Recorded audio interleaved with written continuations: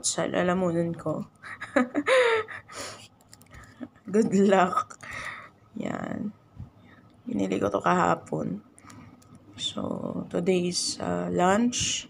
After lunch, ayan. Actually, yung ulam ko is the tinolang manok. I still have leftover the tinolang manok. So, this is my dessert. Yun, yung drumstick obi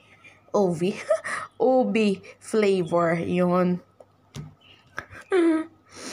Kain tayo. Tapos na kayo mag-lunch. Ako tapos na. So, this is my dessert. Ayan. Buksan na natin dito. Ayan. Ano siya? So, we have to take out the lid. Ayan. So, this is it. Kain tayo, guys. Yummy. Lasang ube talaga. But of course, mas masarap pa rin sa atin yung pure ube ice cream. Ito ano lang, part lang na may ube. Sarap.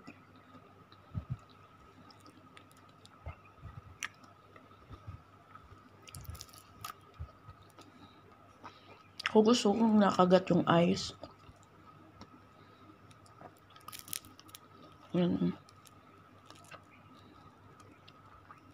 Yummy. Tapos, lang kagat na lang.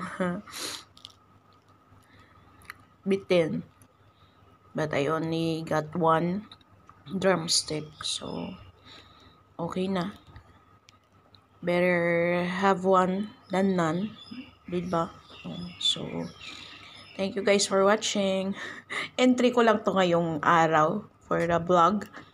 Yan. Salamat. Salamat sa panonood. And enjoy the rest of the week.